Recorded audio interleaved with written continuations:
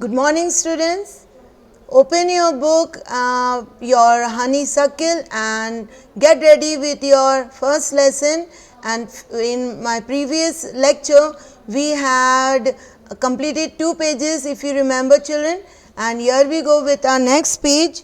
So your finally what will happen, see, and in addition, just see over here, that is your page number 9. But before that, you should remember that we had stopped over here. Children, so your Patrick was promised by that tiny little man that he will do his homework or help him in his homework as he had promised, and but then too he was reluctantly doing it. Elf, that little tiny man, was not happy also to do the homework, but let's see how he is going to help our Patrick, hero of this lesson. And true to his word, that little elf began to do Patrick's homework. और जैसे कि उन्होंने promise किया था, elf वैसे ही उन्होंने काम करना शुरू कर दिया. Except there was one glitch, एक प्रॉब्लम था. क्या था problem? The elf didn't always know what to do and he needed help. Help me, he would say. And Patrick would have to help in whatever way. So what's happening over here while the elf, this word you have to find the meaning and let me know.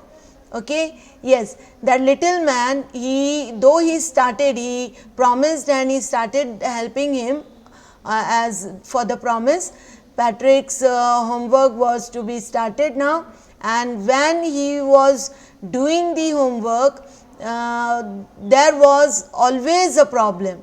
See what is the problem over here? The elf didn't always know what to do and he needed help. और elf को समझ नहीं आता तो वो क्या करते थे? वो पैट्रिक को बुलाते थे और कैसे बुलाते थे? Help me. और Patrick would have to help, क्योंकि उनको होमवर्क करवाना है एल्फ से, टाइनी मैन से, तो वो और मीन्स आना ही पड़ता था हेल्प के लिए. जो भी हेल्प मांगते थे एल्फ, वो हर उसमें हेल्प करना ही होता था. I don't know this word, the elf squeaked while reading Patrick's homework. Get me a dictionary. No, what's even better, look up the word and sound it out by each letter. When it came to maths, Patrick was out of luck. What are times table? The elf shrieked. We elves never need that. So what happened in these two paras कि ये जो भी उनको जब help मांगते थे, क्यों मांगते थे हेल्प पैट्रिक से? क्योंकि कोई वर्ड या बहुत सारे वर्ड्स एल्फ को, टाइनी मैन को नहीं समझ आता था. तो वो कैसे बोलते थे? ही यूज्ड टू स्क्वीक्ड. स्क्वीक्ड भी वही मीनिंग है जो आपका श्रीक्ड का है. It's written over here. Gave short high pitched cry. तो ये वाला श्रीक्ड और स्क्वीक्ड में क्या डिफरेंस है? ये थोड़ा सा आवाज़ निकालते हैं. ज़ोरदार क्राई, जब आप प्रॉब्लम में होते हो तो आप ई करते हैं. और स्क्वीक्ड का मतलब, जैसे कि आप take an example for your door का जो हिंजेस होते हैं वो जो है उसको हम खोल बंद करते हैं, तो उसमें अगर ऑयल नहीं होता हिंजेस में तो काफ़ी देर तक वो आवाज़ निकालता है खोलते में, बंद करते में. तो वो साउंड को हम स्क्वीक साउंड बोलते हैं. यानी कि लंबी टाइम तक चलती रहती है वो आवाज़, जब तक हम ऑयलिंग ना दे दें वो हिंजेस में. तो हम जब कंटिन्यूसली 2-3 या 10 सेकेंड्स तक वो आवाज़ निकालें तो उसको हम स्क्वीक्ड बोलते हैं, ज़ोरदार आवाज़ निकालें. और श्रीक्ड का मतलब है एक छोटी सी आवाज़ निकालना, जो कि वो भी साउंड में थोड़ी हाई है. यानी कि the volume will be high in both when you are removing the noise from your mouth, but here shriek मतलब छोटी सी क्राई होती है और आपकी शॉर्ट यानी कि काफ़ी देर तक नहीं चलती है वो आवाज़. स्क्वीक्ड मतलब काफ़ी देर तक आपका आवाज़ आना. Okay, I don't know this word, the elf squeaked, यानी कि वो ई करके लंबे तक खींचता था. while reading Patrick's homework, और फिर क्या बोलते थे? मेरे लिए डिक्शनरी लाओ और उसका वर्ड का मीनिंग देखो. या फिर बोलते थे क्या उससे बेटर क्या करोगे कि वो वर्ड को देखो और उसके एक एक लेटर को साउंड से पढ़ो, ओके। यानी कि पूरी तरह SQUEAKED का साउंड निकले आप जब पढ़ रहे हो, ऐसे स्क्वीग्ड ऐसे बोलने के लिए बोला उन्होंने। फिर क्या हुआ, मैथ्स जब करने आते थे वो एल्फ हमारे टाइनी मैन पैट्रिक के जो हेल्पर हैं, Patrick was out of luck. Patrick को भी नहीं आते था मैथ्स, एल्फ को भी नहीं आता था, यहाँ तक कि एल्फ को तो टाइम टेबल क्या है वो भी नहीं मालूम था, क्योंकि उनके जो लोग हैं वो जिनके साथ रहते हैं, उनके और भी एल्फ जो हैं उनको ये कराया ही नहीं जाता था। बाकी तो कराते होंगे सब्जेक्ट, यानी ये सेंटेंस के हिसाब से हमें मालूम पड़ रहा है कि बाकी सब्जेक्ट तो वो करते होंगे, इंग्लिश, साइंस, EVS, बट ये मैथ्स कभी नहीं करा होगा उन्होंने अपनी लाइफ टाइम में। Okay, go to your next page children, that is your 10th page. And addition and subtraction and division and fractions. Here, sit down beside me. You simply must guide me. Elves know nothing of human history or history. To them, it's a mystery. So the little elf, already shorter, just got louder.